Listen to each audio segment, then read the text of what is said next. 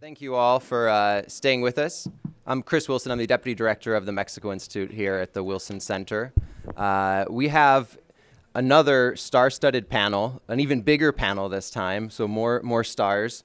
They're really brilliant and also prolific panelists. I'm going to do quick introductions, but you should take a look at the bios on your agenda to get more details about who all will be speaking to you today. I'm going to go sort of just in order of the program here.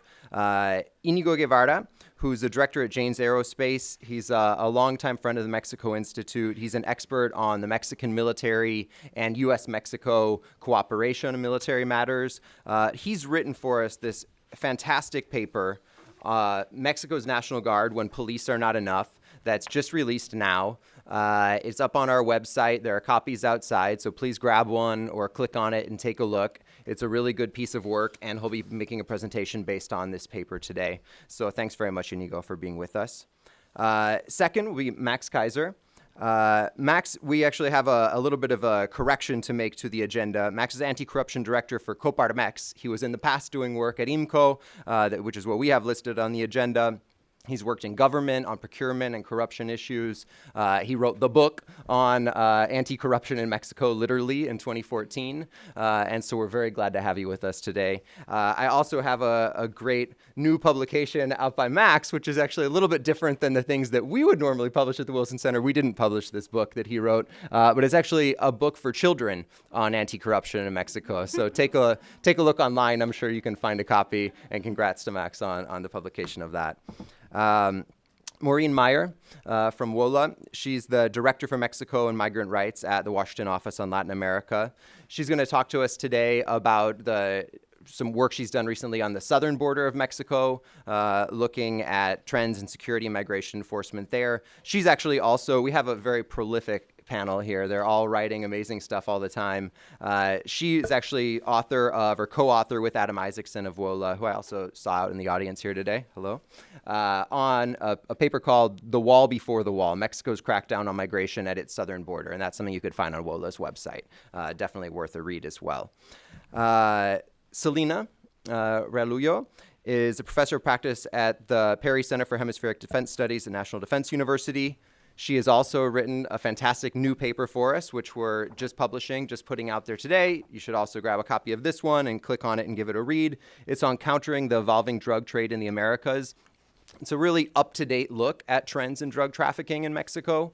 It takes a look at things like the growing use of the internet, how that ties into drug trafficking, things like trends in opioid use and distribution, fentanyl, a lot of the new stuff that we've been thinking about and trying to understand how that impacts security dynamics in Mexico and, of course, across the border here in the United States as well. Thanks so much for being with us today, Selena. And last but certainly not least, Ambassador Tony Wayne, who is the co-chair of the Mexico Institute Advisory Board, is a fellow with us here at the Wilson Center and has maybe just a little bit of experience on the topic that he's going to talk about, cooperation between the United States and Mexico on security matters. He was ambassador in Mexico during the early part of this past decade and certainly has been following the situation very closely ever since as well. Thanks very much for being with us. He's the only one who hasn't written something recently on the topic he's presenting on, but he actually does have a different great publication that we've just put out pretty recently, North America 2.0, a Workforce Development Agenda. So different topic, but really great work that I also encourage you to take a look at. Fascinating. We have a big panel, so I'm not going to say very much. I want to leave the space for the panelists to really jump into the topics. But, the idea of this panel is to be, I think the topics merge a little bit between the two panels, but this one is designed to be a bit forward-looking, thinking about how to solve security challenges in Mexico.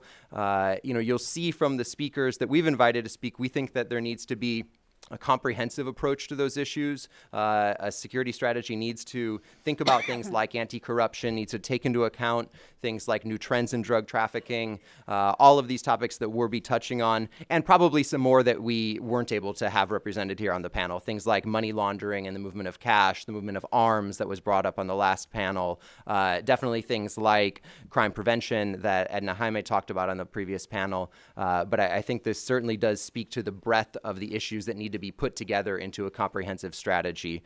So once again, very delighted to have you all here with us. Inigo, I'm going to turn it over to you. I'm going to be a bit of a taskmaster in terms of timing. So you have up to 12 minutes. On your mark, get set. Thanks. Thank you so much, Chris, for the invitation. Eric, thank you so much for the invitation. I have to be perfectly honest with you. I really fast-tracked these slides, this presentation. What I did is I used a whole bunch of different existing presentations, and I mashed them together. I changed the titles and updated the dates so that you won't notice the difference. I did this, frankly, by design to mimic the way that security forces in Mexico are reorganized every 6 years. So let's go a little bit of history in a minute. The Mexico's security system throughout most of the rule of the PRI, functioned as a sort of a centralized system within a federal system, right? So to implement security decisions from the top down to the state level, it was relatively easy. It was simply a direct line of command between the from the president, the office of the president, gobernación, etc., down to the states. So there wasn't much need for strong federal forces at the time.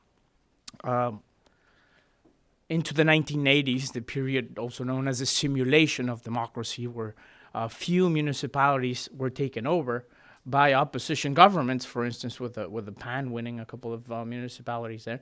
The development of municipal police forces became a new organization, a new form. And at that point, we see the use of new municipal level police forces at that level.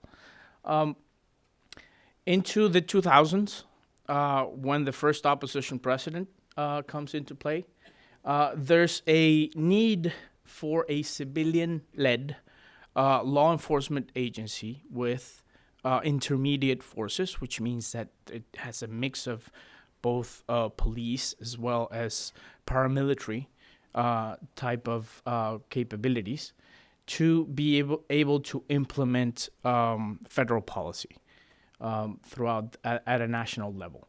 So at this point, the only forces available, which was the Federal Highway Police, was expanded abruptly, if we could say that, by integrating military forces. And in this case, it was the 3rd MP Brigade, as well as the what was then the Marine Corps, which was about 2,000 strong, and the full MP Brigade to create the Federal Preventive Police.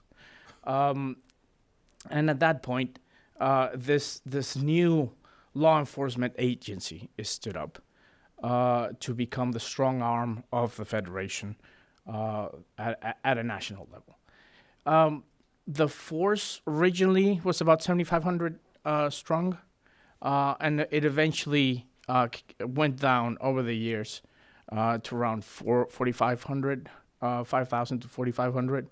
At the same time, a new model, a new FBI, the Mexican FBI was stood up by Genaro Garcia Luna at that point, and we all know what that means at this point.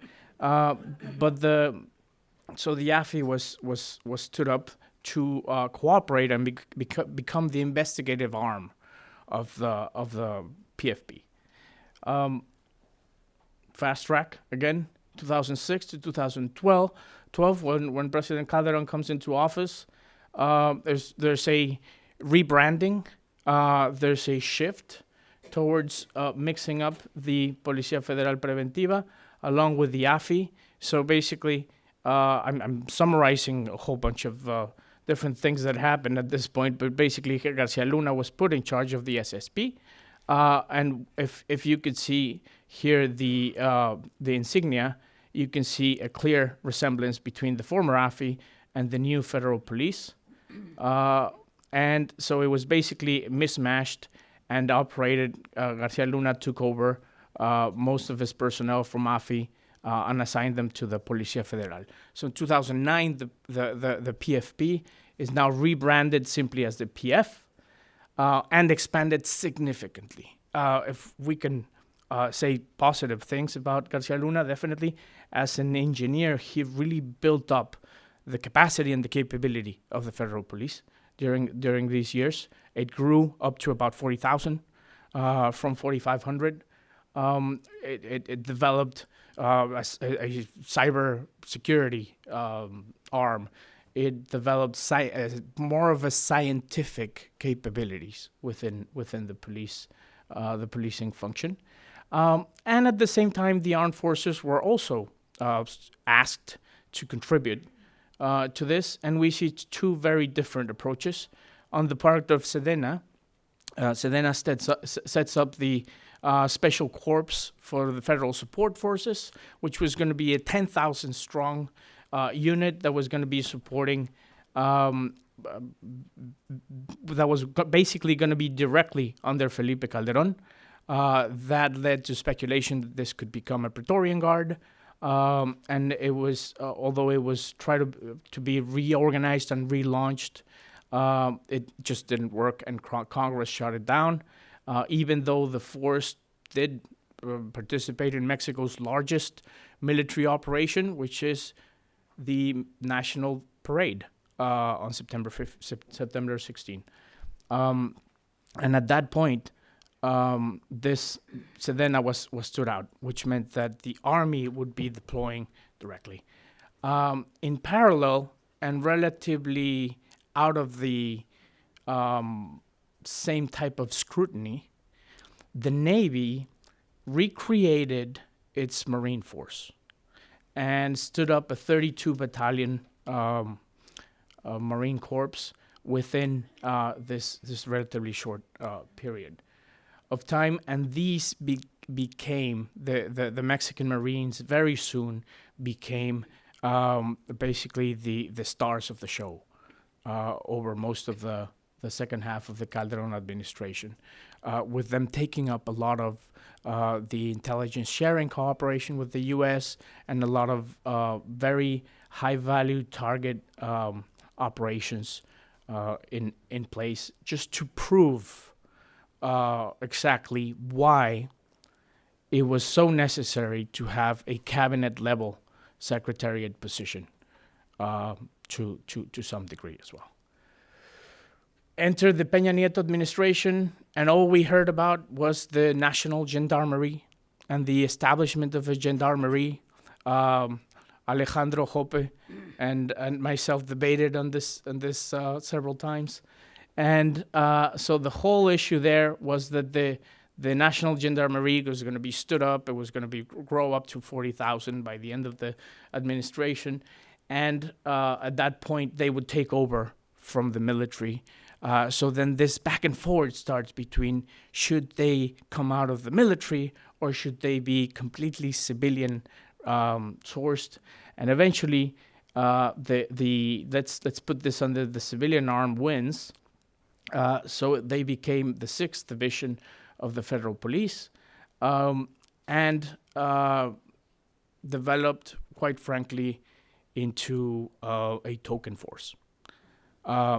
This 5,000 strong force did not grow to 40,000. It actually decreased to around 4,000, 4,200. And in parallel, the army began to recruit and began to reorganize its existing military police corps, expanded its functions to go beyond the traditional MP role, which is securing bases and conducting internal investigations, to providing public security functions. So in parallel, the Mexican army actually set up what was originally going to be the gendarmerie. And this was a 12-brigade structure, which means 36,000 military police. So if you just add it up, right, the 4,000 or so in the gendarmerie, plus the 36,000 down here, there's your 40,000 strong force.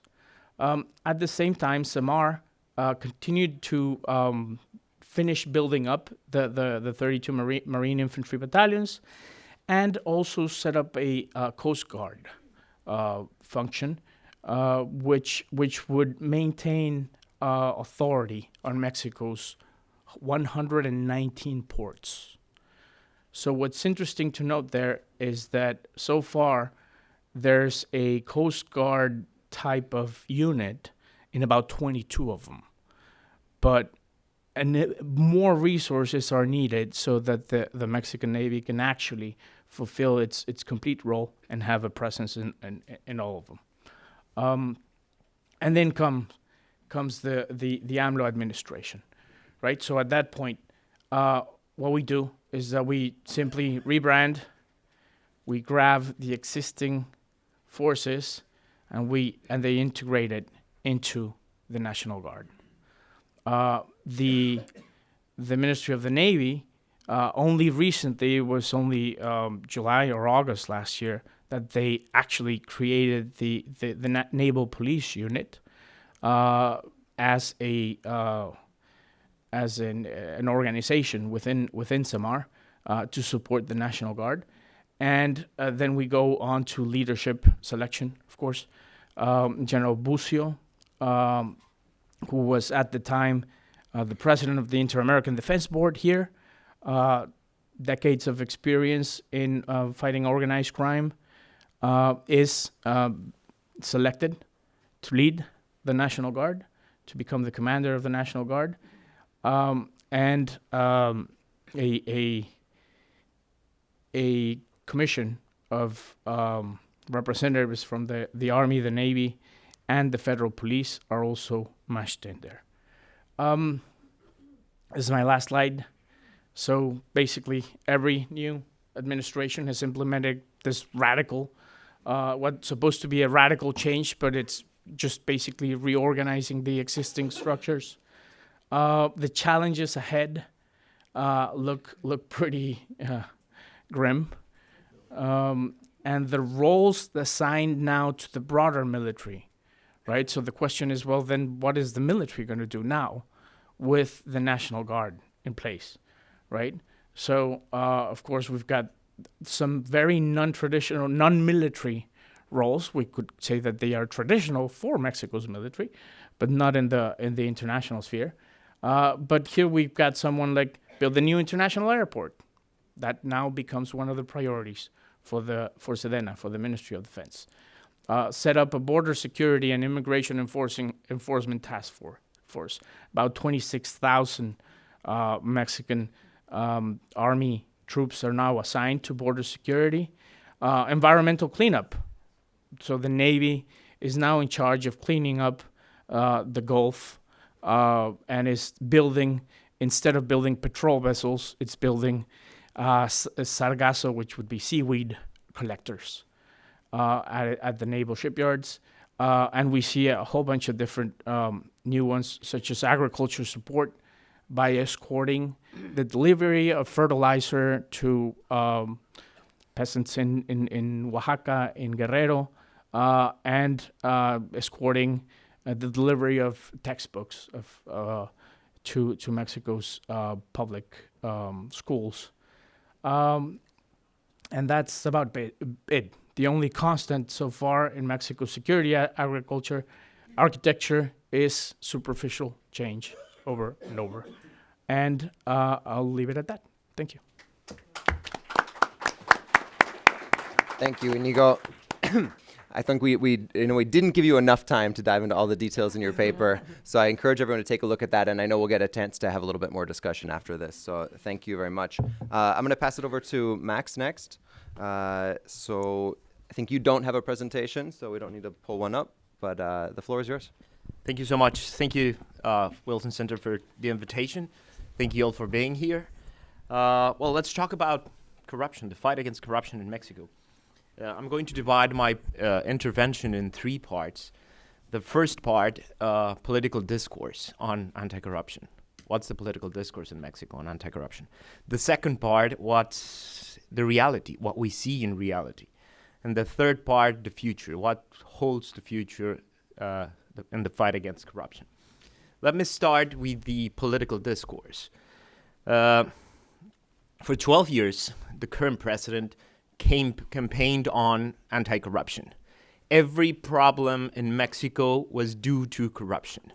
There was something called the Mafia del Poder, something sinister, a group of people that hold the power, economic and political power, and they were responsible for everything. And it was like a fantasy discourse up until the last government. The last government made it possible to believe in something like the Mafia del Poder. We had the worst government ever in terms of corruption, not only because of the number of cases, but also because impunity was 100%. Not a single person was sentenced because of corruption. Not a single scandal was completely developed in terms of justice. So the discourse on corruption became clear to people, became sort of a narrative that was believable. There's something in there. There's something in the state that causes all the problems. So the discourse became very effective also for electoral gains. The current president won by a landslide, mostly because the corruption discourse. Everything is corrupted, so we need a radical change. We need something radical to happen in Mexico. We need to destroy collusion. We need to destroy this impunity pact that we have in Mexico. That's the political discourse, and for the first year in office, he has maintained that discourse. Everything was corrupted. Every problem in Mexico is due to corruption. The problem is that this political discourse has allowed him to dismantle important institutions. Things like the health insurance, the Seguro Popular, for example. There's something wrong in Seguro Popular for sure. There are a lot of problems that need to be handled. But this discourse allows the president to just dismantle a complete program and say, we are going to do something different. And many people in Mexico will allow it because the discourse of corruption permeated the whole society. We as Mexicans were very frustrated with corruption, with impunity, and with the expansion of the problem to every area of government in Mexico. So let me jump to the second part of my intervention. What we see in reality about this discourse against corruption. Well, in the whole first year, there wasn't a single sentence against corruption. There was not a single network dismantled. There was not a single peso recovered from corruption. And what we see with a lot of worry from civil society is that corruption as a discourse is being weaponized by the current administration. Several people have been targeted in terms of discourse, signaled as corrupt people without any evidence, without even investigations formally started, and several other people that have investigations that have been signaled by the public or by the media have been pardoned. So we see with a lot of worry that in reality, the discourse of corruption is being weaponized in a political fashion. Now, the future. What can we do about this? What can we do about the future? Well, the first worry from civil society is that the new national anti-corruption system is not being used. It's not that it doesn't work. Every time I hear someone saying the national anti-corruption system didn't work, I reply, it's not being used. And the president is not using it. My suspicion is because at some point he's going to say it didn't work and I want to change it. it's being targeted as something that it's not needed, because honesty and a new administration is all that we need to fight corruption. The president developed a discourse in terms of austerity equals the fight against corruption. And he has a point, because the last administration was famously known for superficial spending and insensibility in terms of spending.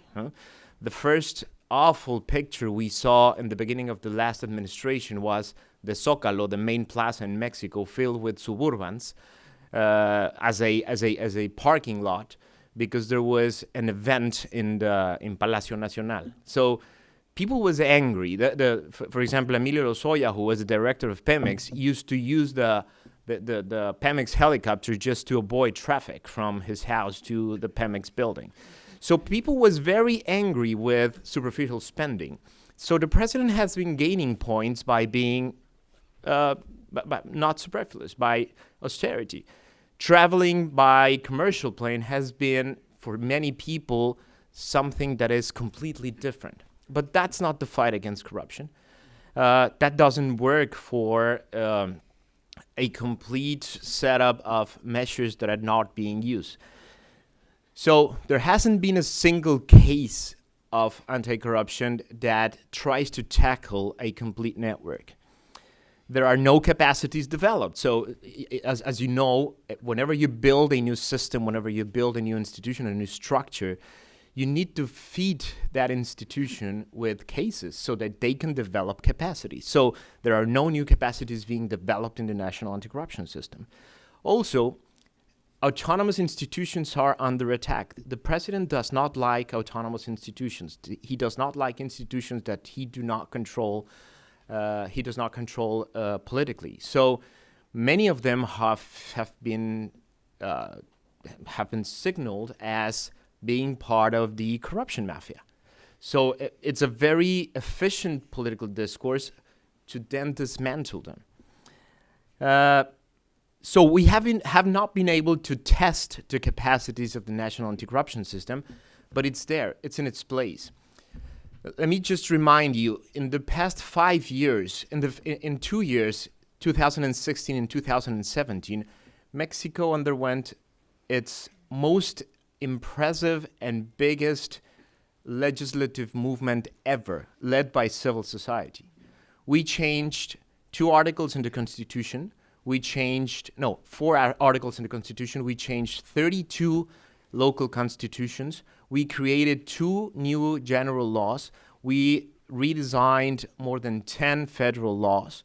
And we created more than 100 new laws at the local level. It's the biggest legislative effort, packed legislative effort ever. And it's there. It's still in place. It hasn't moved a single bit.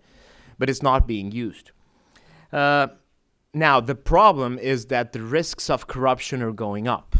Let me put some examples. Public procurement.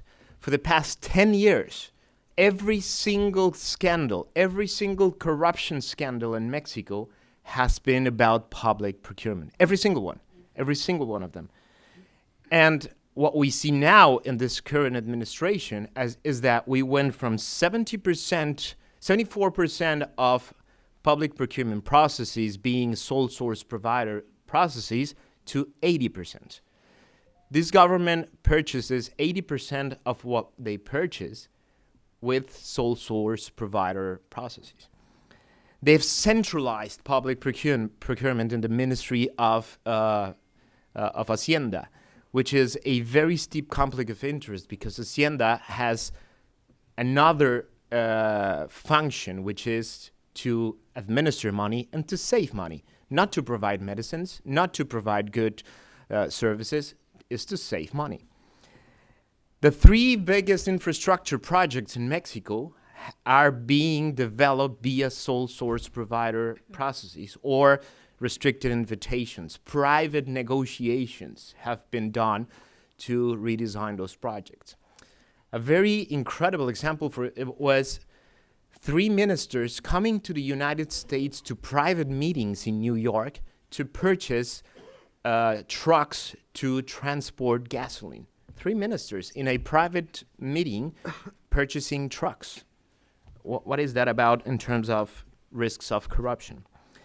More than 20,000 public officials were laid off, most of them high-level officials with a lot of capacities, with a lot of experience, with a lot of important functions. And thank you. And the remain ones are overworked. They have a lot of new tasks. They are being tasked with redesigning programs, redesigning projects. So we have an overworked, overstressed, and underpaid and very unhappy public service right now, because most of the ones that remain received a very, very grave, steep salary cut.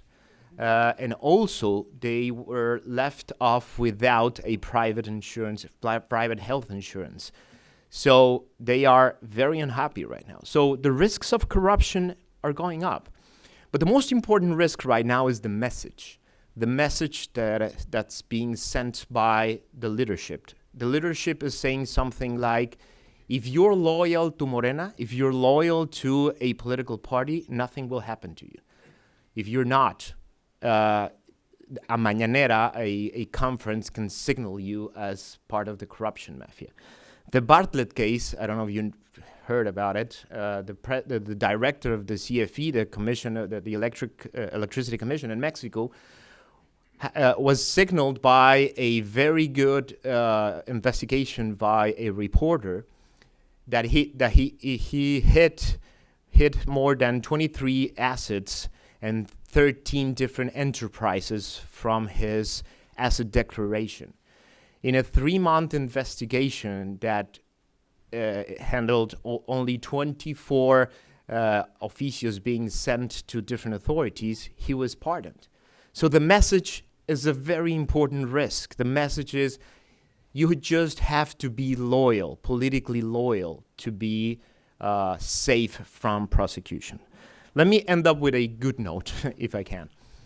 The first good note is that the new USMCA has a very important new chapter on anti-corruption. So political pressure from international bodies can be a very good and very important aspect of the fight against corruption. But the most important and the most hopeful aspect for me in Mexico is that for the past 5 years, civil society has been developing new capacities.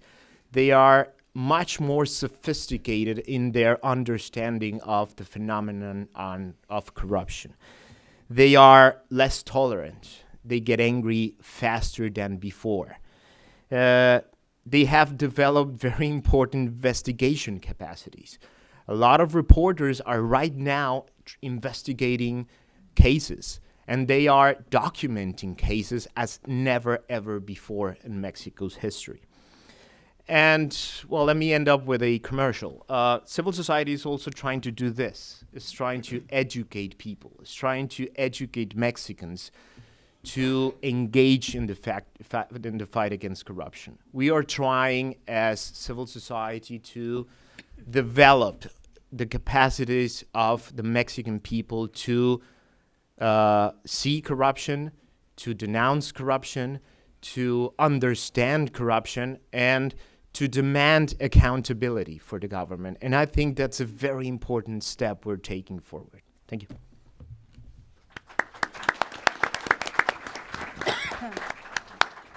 Thank you, Max. Maureen, you're up next. Maureen's going to talk about border security, migration control.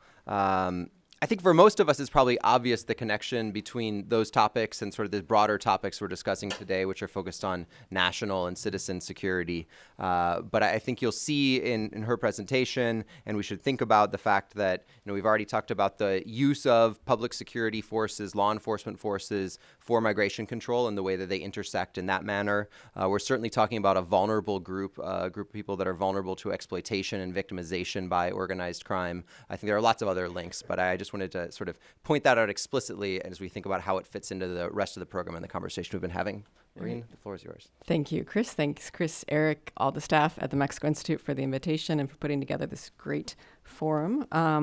As he mentioned, I'm going to touch on mostly what the impact of Mexico's increased enforcement efforts look like, in part based on some field research that Adam Isaacson and I did in August, actually with Eric Olson and Joy Olson. We had a fun trip to the southern border, but also work that we've been developing at WOLA probably since 2013 to actually track what Mexico's enforcement looks like, particularly at the southern border. And I wanted to start, and most of these are just slides, so I'm not going to go there yet, but start with, if you're looking at things that really dramatically shifted from what López Obrador said before he was assumed office to what happened afterwards, this is one of the areas where there's probably one of the biggest contrasts, in particular because López Obrador came into the presidency promising this new humane approach to migration, and particularly focused on Central America and how do you support some of what he would consider root causes of migration, particularly on economic development. He signed these memorandums of understanding with the Central American governments the day he took office. He worked with the UN Economic Commission on Latin America and the Caribbean, and they developed this comprehensive development plan for El Salvador, Guatemala, Honduras, and Mexico. Again, looking at a lot of these economic developments. They signed an agreement with the Salvadoran government where the Mexican government is providing them with $30 million in assistance to help create jobs in El Salvador, more in the agriculture sector. So a real focus on how do we address and work together to create job opportunities for Central Americans in particular, and then look at this as a regional reality. I mean, there was a lot of requests to the Trump administration to also provide more development funding to Central America and kind of set up a partnership with Mexico in this area. In response to the multiple caravans that came through towards the end of 2018, so before he took office and then afterwards, we also saw a pretty dramatic shift, which was let's give everybody humanitarian visas. They issued 18,441 humanitarian visas in the first 2 months of 2019. It was quickly ended. As then Commissioner of the Immigration Institute said, it was too successful. I think they really underestimated the demand that having some sort of legal status in Mexico would mean for Central Americans that were hoping to safely travel to the U.S. Mexico border. And so that was curtailed quite a bit. And then we saw how short-lived this, really desire to have a more humane approach was in response to pressure and increasing pressure from the United States. And I think we see that particularly looking at what this meant for Mexico's southern border. This is the Rio Suchiate. You've got immigration agents there now. We don't have a picture, but it's also full of National Guardsmen that are hanging out, pretty much guarding the border. If you look at the numbers, so this is sort of the trends in Mexico's immigration enforcement. When you look at, where numbers increase, this is not the first time that the Mexican government actually responded to U.S. requests or pressure to crack down on migration, but it's certainly the most dramatic shift we'd ever seen.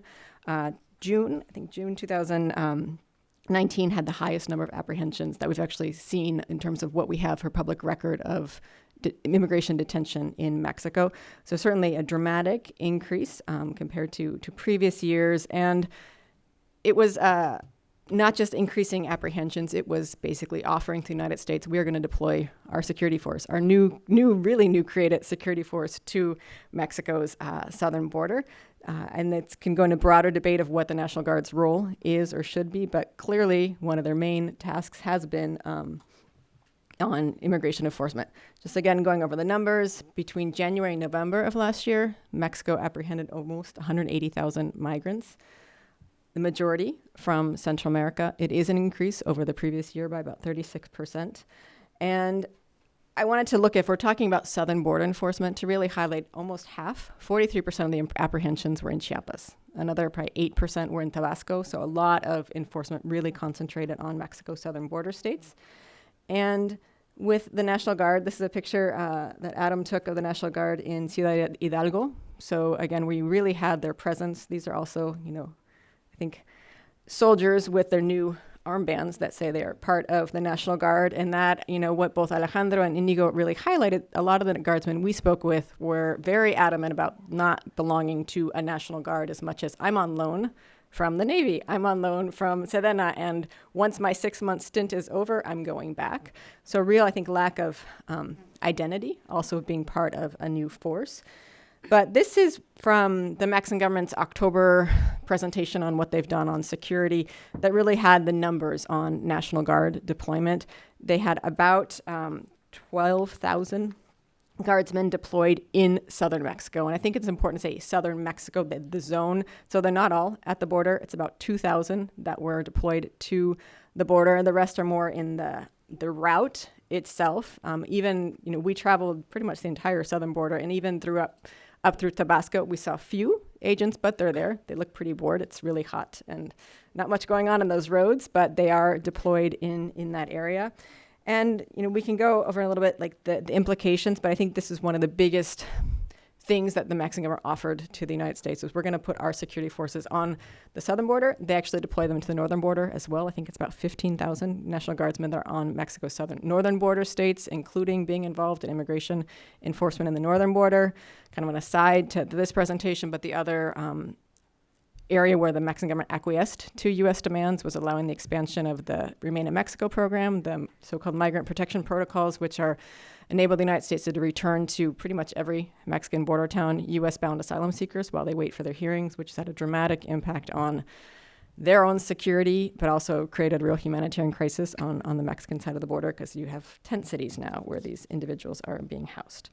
So the impact on migrants on this, which was an area that we looked at a lot, and which impacts how did the Mexican government really respond. It was, one, overcrowding in detention centers. We heard across the board just how horrific when you had this huge surge in apprehensions, what that meant for someone that was being detained. It was overcrowded, it was hot, they had not enough food, not enough medical care.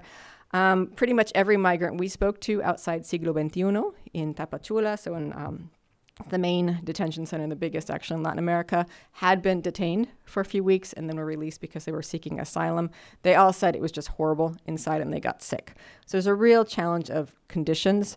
I will say in the past 6 months, the Mexican government has stepped up their efforts dramatically to improve detention center conditions. They are prioritizing infrastructure, better ventilation, looking at improving the services. There's still a lot to do, particularly in terms of healthcare, mental health services, and the interaction of immigration agents with detainees, and the fact that a lot of children are still being held in detention centers, even though that goes against Mexico's own laws on the protection of children. And the other, what we talk about today on these broader issues of justice reform, criminal organizations, and organized crime are a few. One is that crimes against migrants in southern Mexico continue. We hear a lot now about what's happening in Mexico's northern border states with these asylum seekers that are waiting, that are routinely kidnapped, extorted, sexually assaulted in Matamoros, Nuevo Laredo, different border towns. It's important to remember these crimes happen throughout Mexico, and there's a lot on the southern border that continues to be widespread accounts of kidnapping and robbery and abuse. The people we spoke to in southern Mexico didn't really report a huge uptick in abuse, compared to 2018 to 2019, with the exception, I would say, actually, of Tabasco.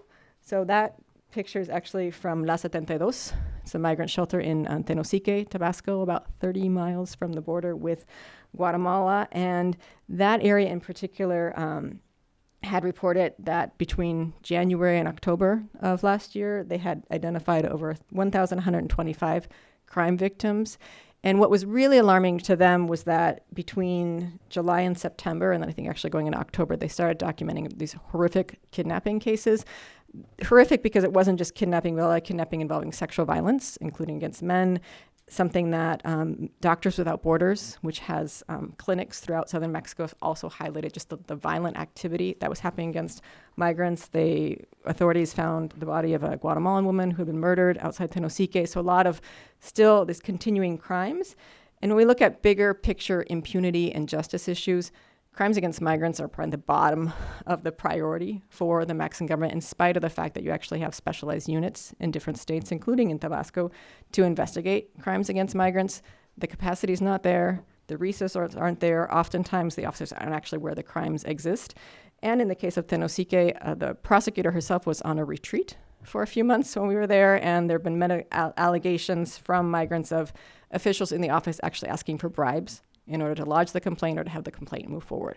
So I think it really goes to a lot of these, weaknesses that you see throughout Mexico, but when you're talking about a population that's even more vulnerable because of their status, it becomes that much more acute of how easy it is to commit crimes against this population.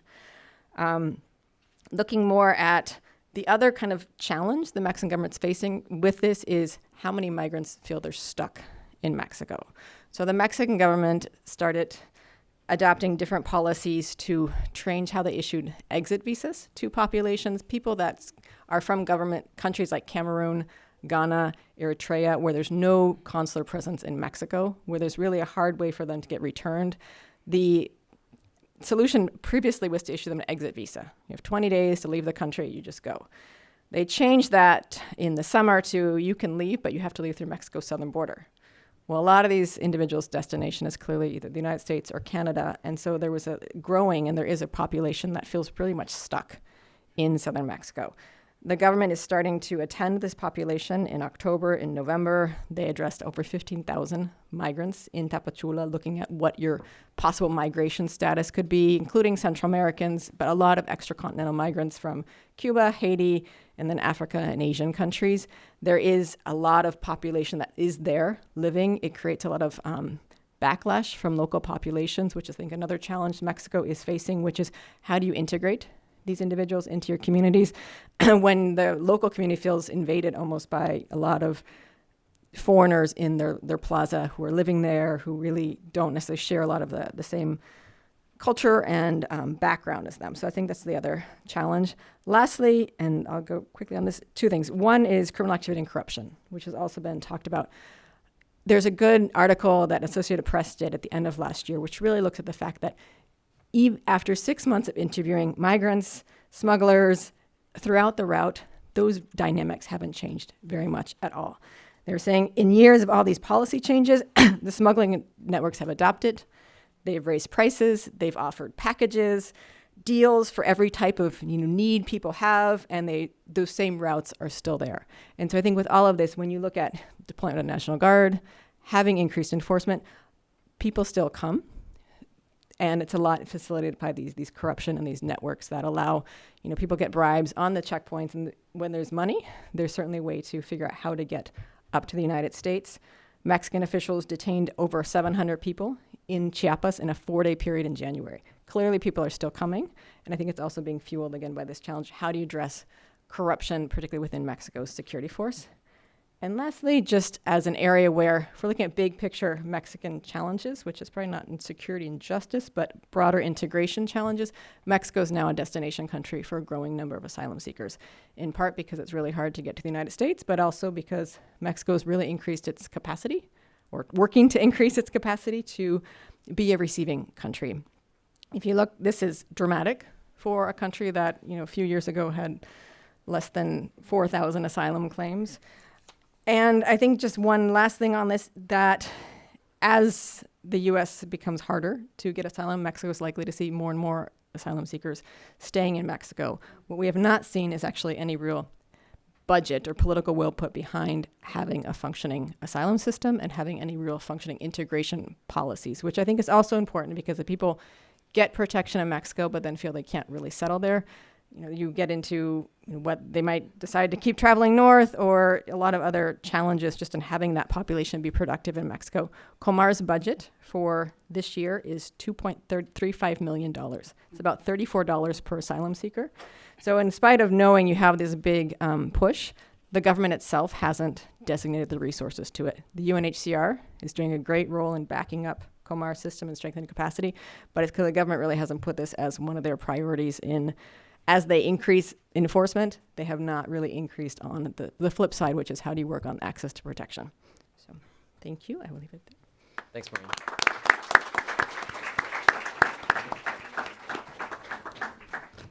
Next up, Selena. Sure.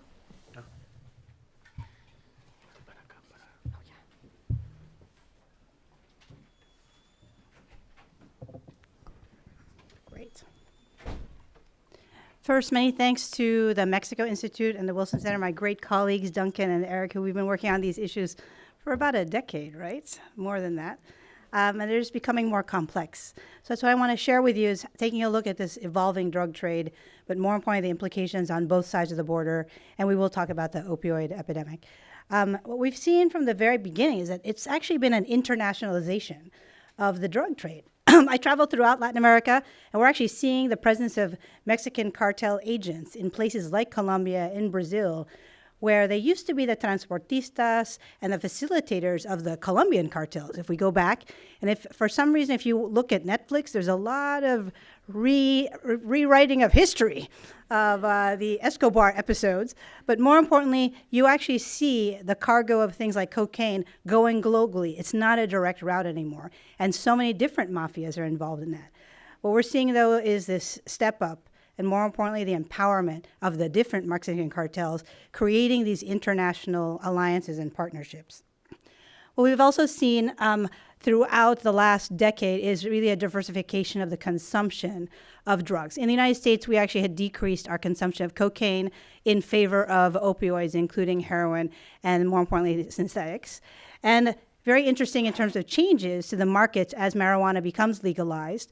You're actually seeing how that has displaced traditional drug trafficking organizations, and then more importantly, the resurgence of methamphetamines. Sadly, here in the United States, not a day goes by without in the press, whether it's local or at the national level, that the opioid epidemic has really taken hold in terms of how it doesn't discriminate between age, gender, socioeconomic, or ethnic.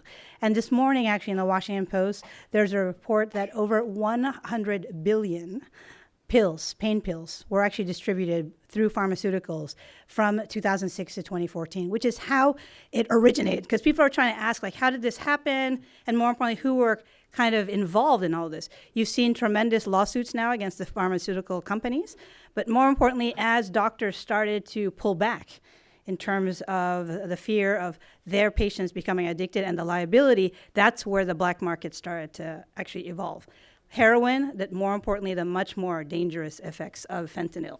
And these are the statistics from the Health and Human Services.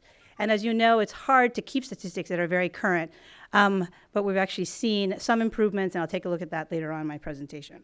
When we look at this, as many of you know, I have a business background, so I look at these groups as basically criminal enterprises. What is changing as we talk about this evolving drug trade? We've always known, in terms of marijuana, heroin, and cocaine, you actually have to have a plant base, and more importantly, access to those who are the growers, then transform it in laboratories with the help of chemicals in the production piece. And then similarly, you'd have the transit routes, the distribution, and then more importantly, the income and money laundering.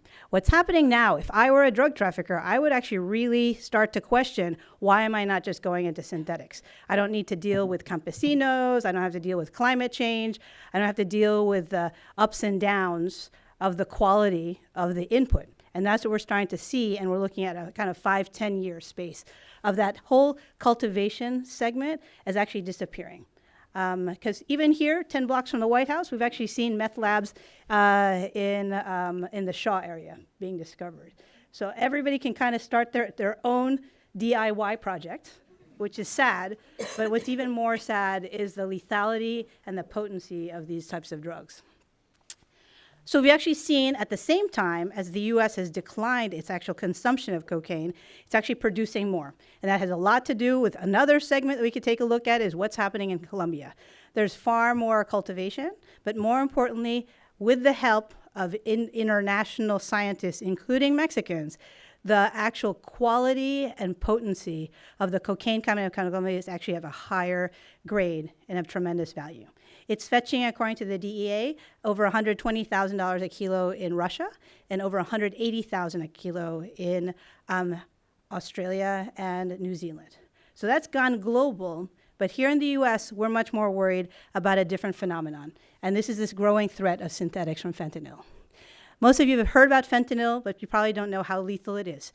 This is just a pictograph of how much heroin, carfentanil, which is actually used to anesthetize elephants, and regular fentanyl, that is a lethal dose. It's 50 times more powerful than heroin, and extremely accessible and extremely inexpensive. Where does it come from? It originates from China, and a lot of it was being shipped to the US and Canada through the Postal Service. And that actually, thankfully, because of more monitoring and more control, has actually started to decline. But what does that mean is that this product is looking at other ways to enter these lucrative markets. And that's where Mexico comes in. This is thanks to our colleagues at Inside Crime, where a lot of the fentanyl in either raw powder, and then it actually gets transformed into pills in Mexican labs, is arriving in ports on the Pacific coast and then moving its way through the same exact trafficking routes that move migrants that Maureen just talked about. But more importantly, these are people that are looking at how to make their business much more efficient. And unfortunately for those of us who are looking at this problem, fentanyl is extremely inexpensive. And that's why it's starting to be laced and combined with other drugs like heroin and cocaine and counterfeit pills. People who are taking these products don't even realize that they're actually being poisoned by fentanyl. So what we're seeing as well is, sadly, as you know, almost every day there's a very scary report about how lethal fentanyl is. So now methamphetamine has made a comeback. It is also an extremely potent drug, but also it's not as lethal. That's how it's being marketed by the same people who distribute, that it's a less lethal alternative to fentanyl. The bulk of the methamphetamines that we see in the United States are now not made here, produced in the United States, but in Mexico, because it's so much cheaper in the laboratories in Mexico to move. And all of these drugs use the same exact points of entry and transit, and then more importantly, the same facilitators to move into the United States. What we're also seeing, sadly, is a step up of consumption in Mexico. And then more importantly, here in the US, if we actually had someone overdose at George Washington Hospital, there's a requirement that the person, with the consent of the family, has an autopsy to figure out what actually killed them. That's how we have statistics on what's taking place. What has empowered, actually, all of this synthetic drug use is the power of the internet. You've heard about the Darknet, the use of cryptocurrencies such as Bitcoin, because basically from your couch, you could be marketed, but more importantly, order, pay for, and set up a delivery process for your synthetic drug without leaving your home and your sofa. And what's terrible is that it's very difficult to trace, and very few governments have the resources in order to really battle kind of this new phenomenon that's basically a new dimension to what has always classically been drug trafficking. So what are we doing in terms of going after this evolving drug trade? So I've actually divided it into, and this is actually a summary of the report, in terms of demand and supply reduction, how we are physically improving detection and interdiction, how we've gone into that financial crime and cyber kind of space in order to start to detect and try to counter it. And then more importantly, as we mentioned in the first panel, going after the question of violence associated with firearms. So in the US here at the Office of Drug Control Policy, about exactly a year ago, we issued a new drug control policy with these 3 pillars, looking at prevention, treatment, and supply reduction. So the good news is actually that the overdose deaths in the United States decreased from 72,000 down to 68,000 from 2017 to 2018. So the trend is positive. A lot of that's from awareness and treatment, but I think even more importantly is the use of Narcan. Many of you probably have heard about it, and the training of first responders in order to how to use this. It's almost an antidote that reverses the effects of someone who's actually having an episode. What's interesting is the way that CDC in the United States measures. We measure drug overdose deaths. So it doesn't mean that more people are having overdoses, that we're actually having fewer deaths. And that's a positive trend. And we see now a lot of active, especially at the high school level and the college level, raising awareness. And the other one is, we call it tercera edad, right? Of the seniors who are online buying perhaps counterfeit drugs that have been laced with fentanyl. So the awareness piece is quite important. On a more kind of interdiction, in the terms of supply reduction, we're working hand in hand with U.S. and Mexico across all security services, trying to raise awareness in how to detect, but even more importantly, how to handle this very, very dangerous substance. So we use a lot of canine units, as we've been using for many years. They have to be trained much more specially because they actually can't touch the suspicious package. They have to just signal. Which takes a lot more training and more resources, but it's also one of the vestiges of the Merida Initiative. And we've also seen, sadly, not just agents on the U.S. side, but on the Mexican side, overcome by exposure to fentanyl. So that's a real priority in terms of our force protection on both sides of the border. We mentioned a little bit on the money laundering piece, because it's really all about the money, which many of you know is one of my favorite topics. And what we've seen is there's a lot of information and intel sharing. It's a question of how to bring those cases to bear. What is quite interesting is that we've actually seen how the fentanyl trafficking has become its own specialty, and there are actually some cases now of Bitcoin investigations that are associated with this kind of evolving drug trade. We have yet to see actual cases brought to bear, but we're kind of optimistic, seeing better relationships, and then more importantly, the combined interest in going after the financial tracing. And then more importantly, in the wake of what happened in Sinaloa, there was in Culiacan, there was this cry out, and more importantly, reigniting of this debate of the United States is exporting 80% of firearms that are actually found in Mexico originate from the United States. It's a fact. This is what I call a hardy perennial in our bilateral security discussions. But we actually had a meeting with Ambassador Landau in November, kind of looking at this. And it was referred to earlier, this monthly kind of checkup on where we are. But I did want to highlight that it's not just coming from outside from the United States. There's a lot of diversion inside of Mexico as well that needs to be addressed. And just these are the recommendations in terms of really enhancing and then more importantly deepening our bilateral relationships, especially at the operational level, and then figuring out how we can better use technology in terms of detecting and interdicting. And then more importantly, what we really have to see is there's a lot of emphasis on the migration agenda.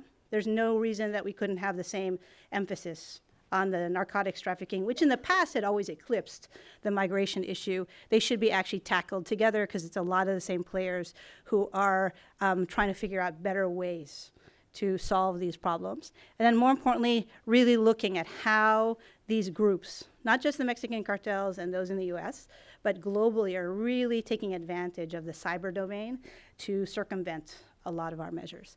Then just to finish up, we need to always think about technical assistance and then more importantly, how we adapt that. Because we've seen how these transnational criminal organizations are extremely flexible and adaptive. We just have to be in line and up to date with what they're seeing. And we have to kind of understand what the economic drivers are. And then more importantly, how can we design better legislation to attack those? And then more importantly, back to the question about how we control firearms. I crossed the border 6 times with a vehicle last year, and not once was my trunk ever opened, and that was in California and in Arizona. So these are the questions about on the ground, what can you actually do? But it's a great preview to what Ambassador Wayne is going to talk about, so thank you very much for your attention. Thank you very much, Dana. Should they have opened your trunk? They probably should have, because usually I have money in my trunk, right? Last but certainly not least, Ambassador Tony Wayne talking about sort of deepening what we were just talking about in those last couple of slides in terms of bilateral cooperation. Tony, the floor is yours. Thank you very much, Chris. Well, I think as practically everybody here knows, this has been a very difficult year for U.S. Mexico anti-crime cooperation. And in some ways, it is very notable that they have kept cooperating as well as they have during this year. And there's actually been improvement during the year, despite the really bumpy road that people have been on. It's clear that Mexico's new president came to office wanting to distinguish his approach to that of its predecessors. He was very critical of the Merida program, though I think he really didn't understand all that was in the Merida program. He had a very negative view of it. I don't think that's changed over this past year. On the U.S. side, they had just come out of a period where there had been a meeting of the minds and forging a very intellectually appealing joint strategy for going after, as Selena was saying, the whole value chain of businesses, starting from production, going all the way through sales, and then following the money and trying to attack every point along that. So that strategy in 2017 never really got fully implemented, but it was a very good intellectual strategy for the two countries working together to do that. So there was a real disconnect that continued that has continued in those early months and to some extent still continues. But at the same time, the U.S. was putting its highest priority on migration as an issue. And so pressing the government of Mexico to be more efficient in reducing the numbers coming to the border. And to be honest, there was some real basis for asking Mexico to be more efficient in doing that, especially in its early months. It really wasn't being very effective at checking anybody coming into the country and going through. The result of that, as Maureen mentioned, has been, in fact, a significant reduction, 75% reduction between May, which was the high point, and through December in the number of migrants reaching the U.S. border. But that doesn't mean this focus has gone away. There's still additional pressure from the United States, and now a focus on Mexicans coming into the U.S. and this threat to send the Mexicans to Guatemala. But if you just look at this period of time, as we've just seen, the drugs have continued to flow. CBP reports a 28% increase in drug seizures, an 80% increase in fentanyl seizures at the border over the last year. We've had this tragic violence. The family in Sonora was the most widely known version of this, but another U.S. family was just shot up in early January and a child killed in Tamaulipas, coming back from Nuevo Laredo. And we saw Culiacan and other instances where the cartels demonstrated their local control over the situation. And again, there was another situation of this on New Year's or New Year's Eve in Tamaulipas with the shoot-up of a city there in which 22 people were killed, I think. So these problems are still out there. Basically, you can look at the past year as a number of instances where the United States tried to get Mexico's attention.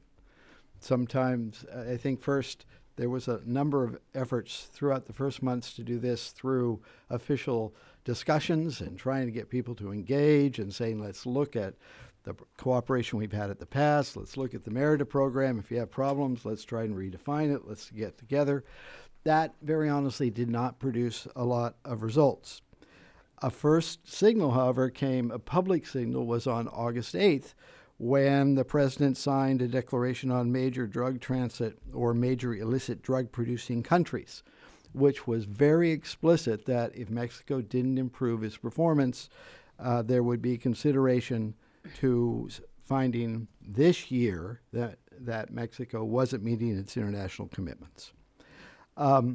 Interestingly, following that, there was the establishment of a Mexico-U.S. high-level security group in August, which has then convened a couple of times. There was the establishment of 8 different interagency working groups to look at the key areas for work, including arms, which Selena mentioned was one of those, but only one. There's 8 others that have been meeting, and they're still meeting as this is going on.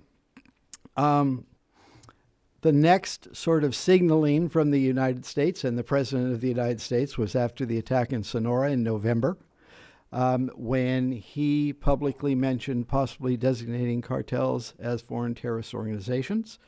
That was, not surprisingly, very alarming to the government of Mexico.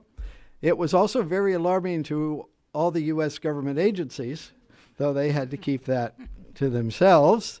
For a lot of reasons that many people have written about, and we can talk about if you'd like to. This was bad from an anti-crime cooperation perspective, an anti-terrorism cooperation perspective, a U.S. Mexico perspective. So there are a lot of reasons that this was a bad idea. It appears that what happened, the tacit solution coming out of this, was President Trump announced that he wasn't going to pursue this, but it was still there on the table. It was all ready to go. And on the other hand, Mexico agreed to further improve anti-crime cooperation. Attorney General Barr went down to Mexico shortly after that, had high-level meetings, which everybody talked about as very constructive. So since then, however, there have been between 10 and 20 high-level extraditions from Mexico to the United States, most of them tied to drug trafficking. It has been reported that Samar has rejoined Sedena in working on counter-narcotic operations, including going after labs and other activities. As part of the new government of Mexico reforms that are going to be presented this week in the judicial procedure changes, it is reported in there that there will be a number of reforms to the amparo, or the appeals process, which has been used by those accused of drug crimes to delay their extradition. And it's also reported that there'll be some changes to the judicially approved wiretap processes, which has been a long time tremendous weakness in Mexico's ability actually to fight organized crime and to collect the information needed both to find who's connected to it and then to bring them to justice. And the FBI and Mexican authorities are cooperating in the investigation of the killings in Sonora. And there are reports of arrests on both sides of the border. Whether those are all true or not, we'll just have to wait and see. And we'll have to see what kind of cases are put together about this. So where are we now? I think the Attorney General is going to re-engage again with his counterparts this week. There is good progress underway in a number of these specific working groups in specific areas. The hope on the U.S. side is that this progress will continue to produce some good results and will reinforce the willingness to cooperate. There is still apparently no appetite on the Mexican side to have an agreed overall strategy or action plan, but rather to just work in discrete areas. This is fine, except you leave yourself very vulnerable to the unexpected, to the shocking events like we saw in Sonora. Also, it's hard to measure overall success, to show that you're making progress, and to actually be sure that you are making progress in what is a very, very difficult area. And then migration remains a wild card in all of this, and how this will play in over the months ahead. So I think we are in a position where there's been progress, but it's not sure how this will evolve. As one U.S. official told me, if we took a vote today in the U.S. interagency on whether or not Mexico meets that requirement as a drug major country, it probably would not get a positive finding out of the U.S. government. So there's a lot of unhappiness among the agencies working on this on the U.S. side as to the degree of cooperation that's going on. Illicit finance, Selena mentioned, this has been perhaps the most visibly active part of what the government of Mexico has done. There has been a lot of announcement of freezing of different people's assets. There have not been seizures, and there have not been any convictions coming out of this. So that's a part that yet needs to be realized if this is going to be seen to be effective. And in fact, in general, what the U.S. law enforcement perspective is that there's a tremendous amount of work still to do to demonstrate the willingness and the ability of Mexican law enforcement and justice to actually bring cases forward and get convictions. And then if it's a joint case that touches both countries, actually be able to share evidence that is acceptable, information that is useful between the two governments. The key is that people need to produce results. And the latest results about drug flows are not positive from Mexico. Attorney General Barr wrote an op-ed in the Washington Post this week on fentanyl in which he cites China and Mexico as the main problems. There have been reports in the Mexican press that he conveyed a message saying fentanyl was needed to be reduced coming from Mexico. I don't know if that's true, but that's what the press, or at least one article from Mexico said. And that wouldn't be surprising, given he wrote this other article here. So we need to see results, it seems to be bilaterally, on drug flows, disrupting networks, convictions, if we're going to keep on a good path in U.S.-Mexico cooperation. And we'll see. Thank you very much. There we are. We have just a few minutes for questions, so I want to grab a few questions from the audience. I want to offer the opportunity if Ambassador Miranda would like to make any comments to do so as well. And then I might throw a question or two of my own into the mix. So we'll grab a few questions and then come back for some final responses from the panelists. So we'll take one from Murad there in the back. We'll grab Alejandro up front, and then we'll find one more in the very back over there as well.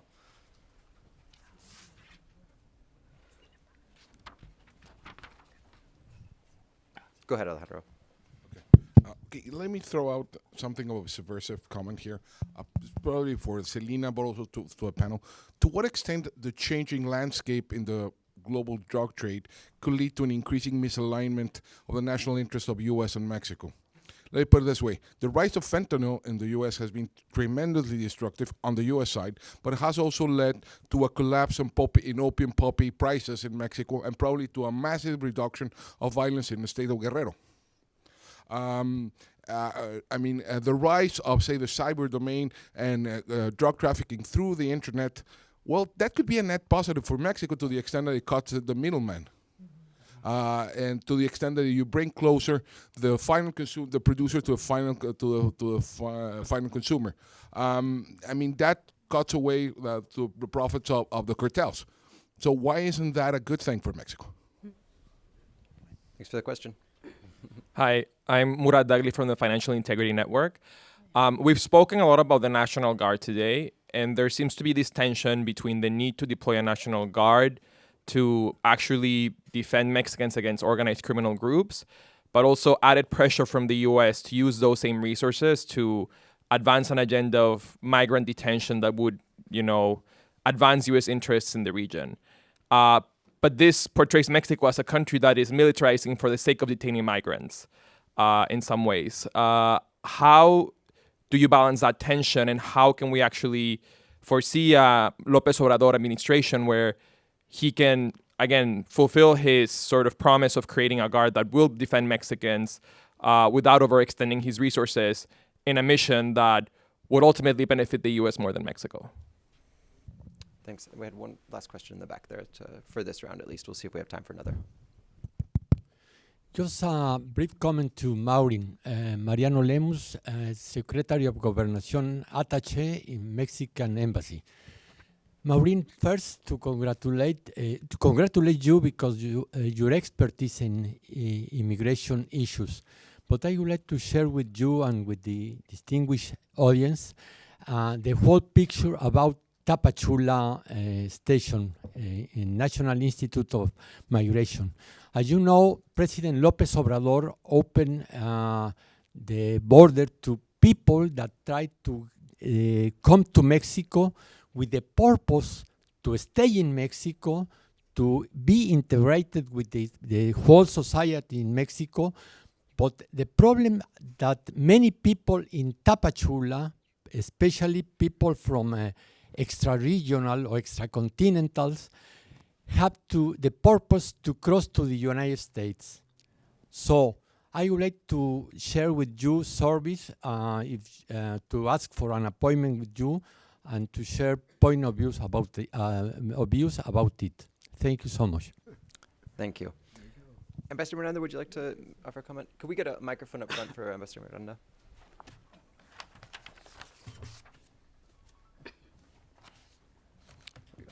There you go.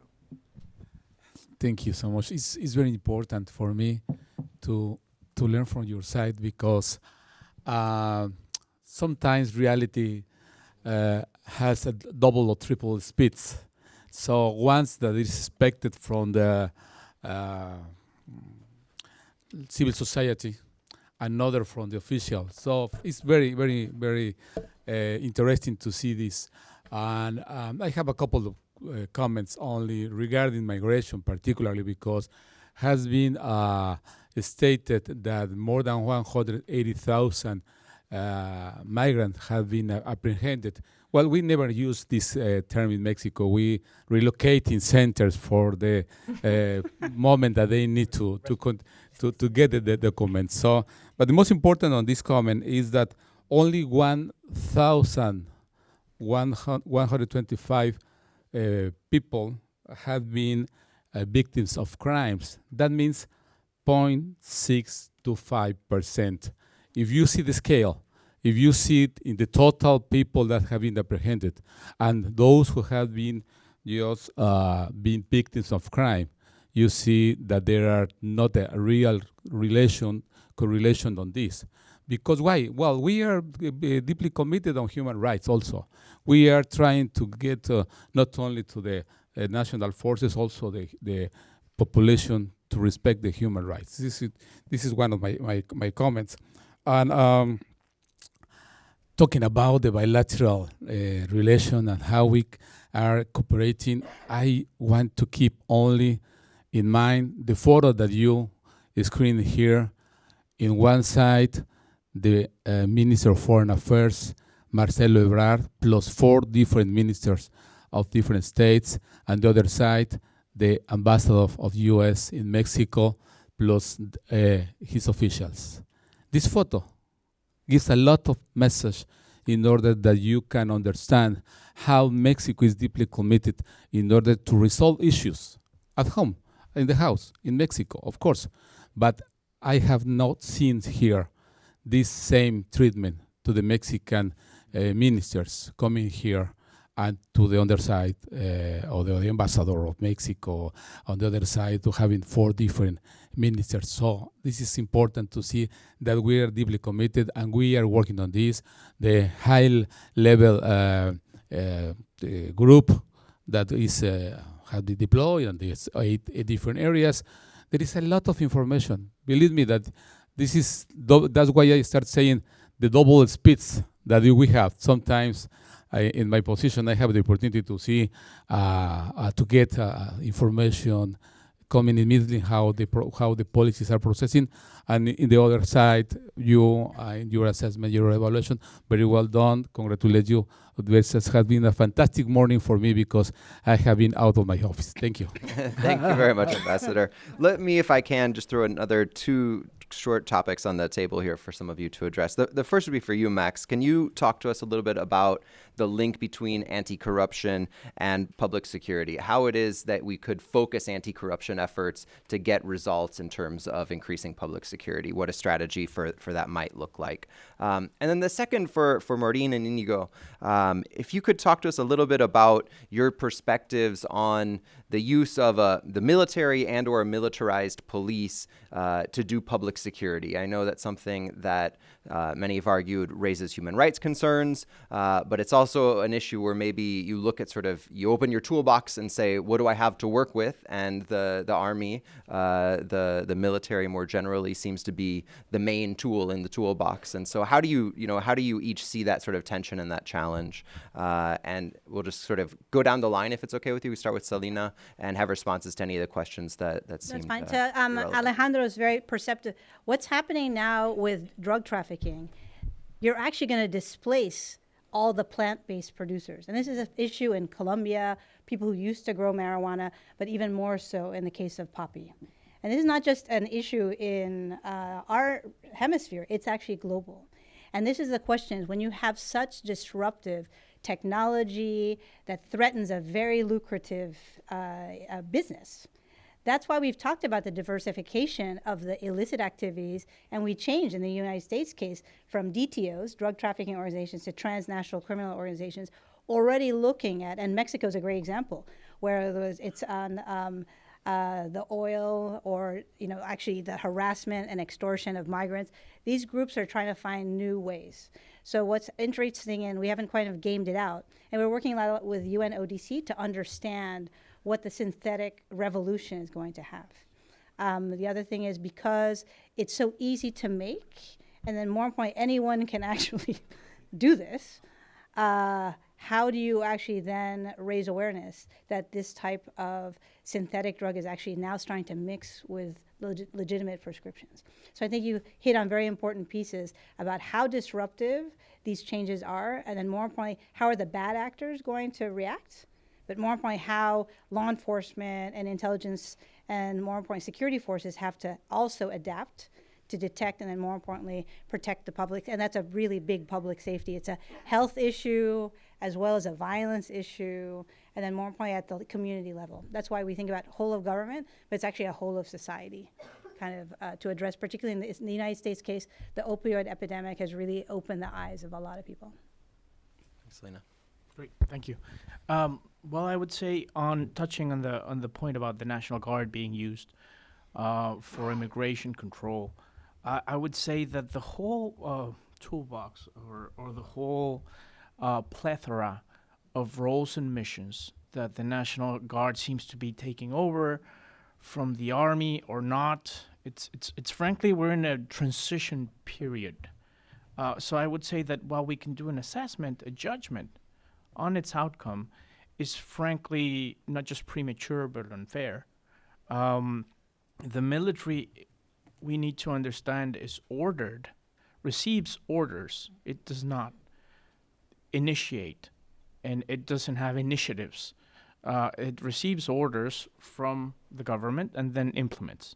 That's it. I think we need to have very clear roles for what the National Guard is going to do. The military's roles, and then that translates into the National Guards, have been relatively ambiguous over the past several decades.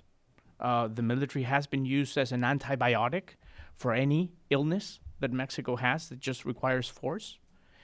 And quite frankly, the evolution of this military force by rebranding it National Guard and just using it also as an antibiotic for that part is very unfair for the men and women that make up that force.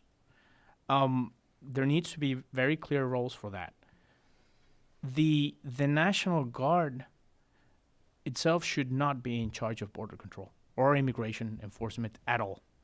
There needs to be a separate entity that could very well be built up of some of the baseline of the forces that are being used for that, retrained, significantly retrained, and maybe make use of the ethos and the loyalty that these people have to have a very clear function that are armed, however not trained to armed to protect and detain. Let's get rid of this nonsense of we're rescuing immigrants, because nobody's rescuing immigrants. We're detaining them and then deporting them. So when we talk about the militarization of security and look at Mexico's security forces, there's no other professional corps that has the ability or capacity to build up new security forces throughout the country. I'll wrap up really fast. In any case, Mexico's security forces need to at least double within the next 5 years. Thanks. Maureen, can I ask Tony to jump in, Ambassador Wayne, just because he needs to run off to teach a class in just a moment, so he can, and then we'll come back into the line. Thank you. Just to say in response to the ambassador, I think you're exactly right that what we want to see in the future are two sets of either ministers or deputy ministers sitting across the table talking to each other, and that's what we used to have. And that was extremely useful to get all of the agencies and actors together to talk to each other on a regular basis. We have not had that, and we still don't have it. And that's why we need to move, in my view, now not just describing what is, but what I think should be, we do need an overarching coordinated strategy and action plan and bring everybody together on a regular basis to work it, because who's suffering? Americans and Mexicans. You know, they are paying the price for the limitations in what is admittedly a tremendously difficult task or set of tasks, but we've got to get better at addressing those problems. And I think we can do that. And that is an important step in that direction, but we have a ways to go to get us back to that trusting relationship, as Duncan mentioned when we started, where we actually trust each other, we understand where each person is coming from, but we've identified common areas that we can work on together to help both people. Thank you. Thanks, Ambassador. Okay, try to be brief. I think on the National Guard, when the constitutional reforms were enacted, it actually gave the National Guard authority to look at enforcement, immigration enforcement, or look at people's papers. We would disagree with that. I think looking at their presence on the southern border, they were pretty bored in having that many agents in a half a kilometer, part of the river. Is that the best use of those resources? I would agree there's a need to really rethink the immigration enforcement. What's the role of the immigration agency? Do they need security backup? Should they become a security force? Those are questions for Mexico, but I don't think that having a primarily military force is the right response, particularly given different trainings that they have, which is not to be interacting with this vulnerable population. On the National Guard, too, two things. One, we forget, I think, with the creation of the National Guard and the reforms, it also included that transitory, which allows the armed forces to be involved in public security tasks for the next 5 years, basically until the National Guard is fully operational. Some reports would say that there are 62,000 soldiers from Sedena deployed, which is actually higher than previously. So we're not just talking about a primarily military National Guard, but also a really strong presence of the Mexican military throughout. And I think it comes at the expense really of strengthening civilian police institutions. Edna and others talked about the need to look at state and local, and Alejandro mentioned it as well. Where is the real effort and focus on strengthening state police, municipal police that are able to handle a lot of that common crime in Mexico and really increase that trust in the citizenry? And we really haven't seen that focus, I think. And a lot of concerns on abuse. I mean, the Mexican military has a really poor record on human rights violations. Less than 4% of the cases are ever really investigated and convicted, according to our research. So there's a lot that still needs to be focused on that. And then just briefly on migration, and I've had the opportunity to be briefed by Commissioner Garduño from the INM on these efforts. It is a challenge to deal with extracontinental migrants. I'd be happy to speak with you more about that. But on the crimes, those numbers are from one migrant shelter in one part of Mexico, which basically is what they've been able to capture, 1,125 abuses between leaving El Ceibo in Guatemala to get Tapachula. That's nothing. And it's criminal groups that have been well identified for years that no one's really gone after. And so I think we shouldn't minimize, that's a very small number. One, how many thousands of migrants do we want to be kidnapped, raped, or other victims of other crimes in Mexico? The answer would be probably zero. So I think there's clearly a need to focus more on that. And the fact that in Tenosique, there's been no convictions. The migrant shelter has no convictions, in spite of the cases they accompany. And I think there's still a real need to look at that obstacles of access to justice. So I would just say that there is a big, I think, task of how do you really work to protect in some way this particularly vulnerable population. Thanks, Max. Thank you so much for your question, Chris. I think there are three links between the fight against corruption and security, inescapable links. The first one is human resources. I think you could agree with me that in no other sector of government, oversight, control, accountability is more necessary than in the people that handle security policy.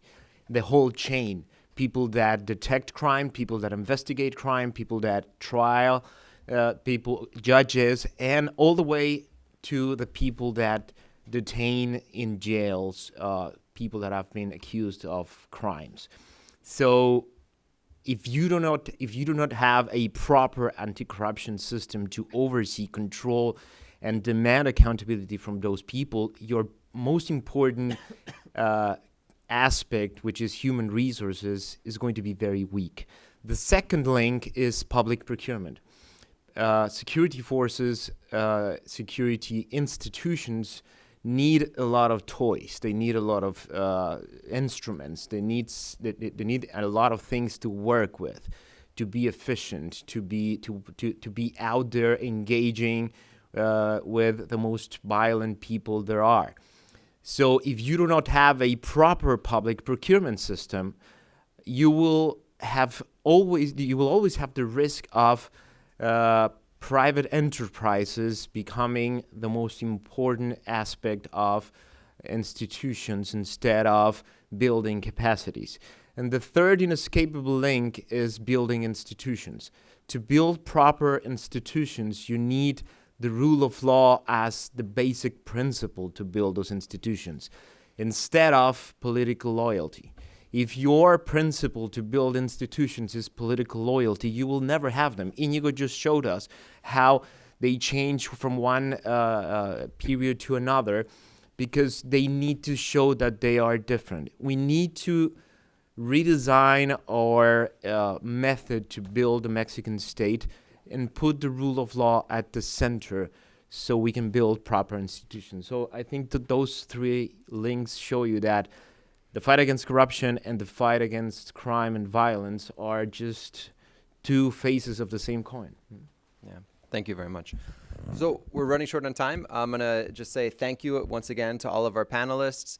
Reiterate what Duncan said at the beginning, which is that we look forward to rescheduling the participation of the Mexican government in a conversation on security issues. That's clearly an important thing to add to this conversation. And let me just invite Eric Olson back up to offer some concluding words.